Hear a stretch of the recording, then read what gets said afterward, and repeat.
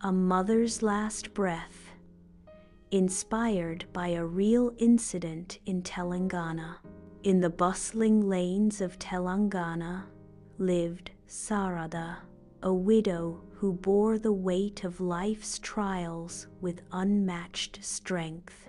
She worked tirelessly in a local supermarket, earning a meager daily wage. Despite life's harshness, her eyes held a gentle warmth, a mother's longing, unfulfilled. One rainy evening, as she walked home past the marketplace, a faint cry pulled her gaze toward a roadside dustbin. Wrapped in torn cloth and abandoned like trash, lay a newborn girl, trembling from the cold. Sarada's heart broke. Without a second thought, she took the child in her arms. She named her Rekha, a name that would forever be etched in her soul. From that moment on, Sarada's world revolved around Rekha. Every rupee she earned was spent on Rekha's food, education, and dreams.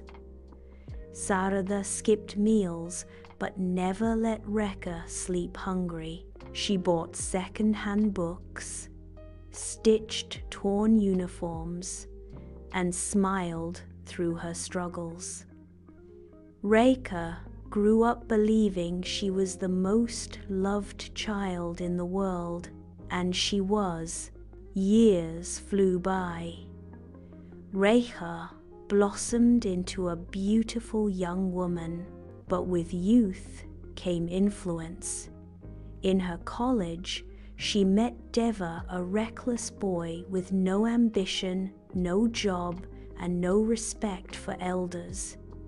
He smoked, lied, and lived without purpose. Yet, Rekha was drawn to him, blinded by what she thought was love. When Sarada discovered their relationship, her heart sank. She pleaded with Rekha, "That boy is not right for you, child. He doesn't care for your future."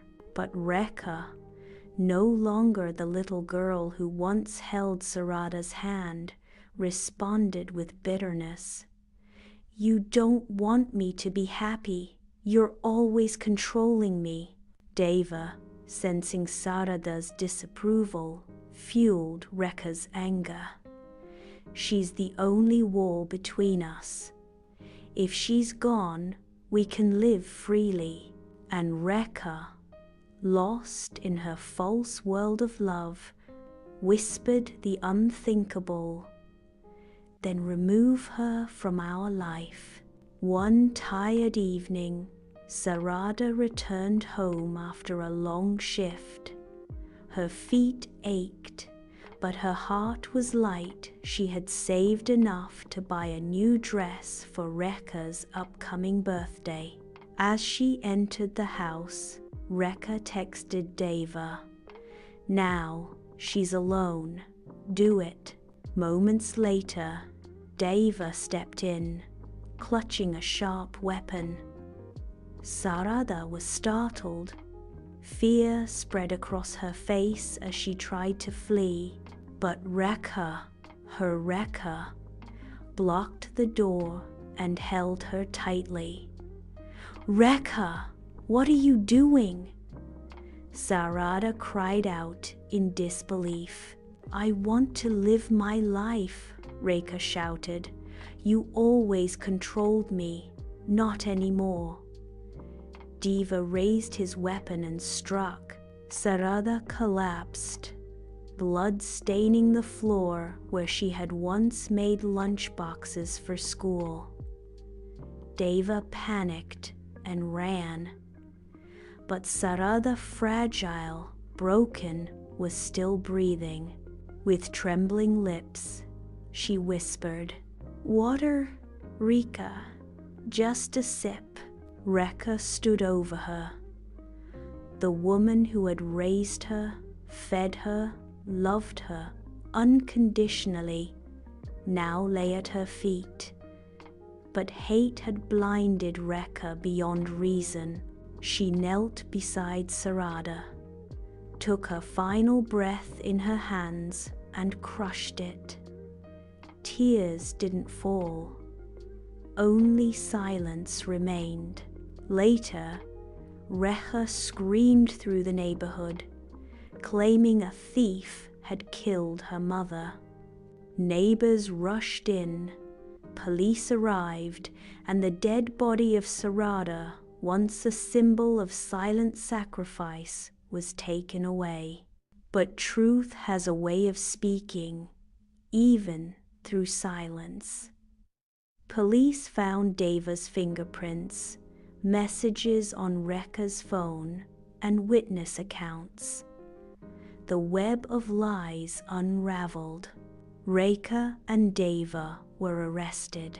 In court, Rekha stood with vacant eyes, hearing her mother's story read out how a woman with nothing gave everything, only to be repaid with betrayal. The judge said, "You didn't just kill your mother, you murdered love itself." Today, Rekha sits behind bars. She reads old diary pages of Sarada's notes, reminders for school fees, grocery lists, and a final line: "Buy new dress for Rekha's birthday, pink, her favorite." And in those lines, she finally understands what she lost. But it is too late. This story is inspired by a true incident in Telangana, India. A mother gave her all, not knowing that love could one day be repaid with cruelty. Let us not forget, parents are not barriers to our happiness. They are the reason we even dream of it.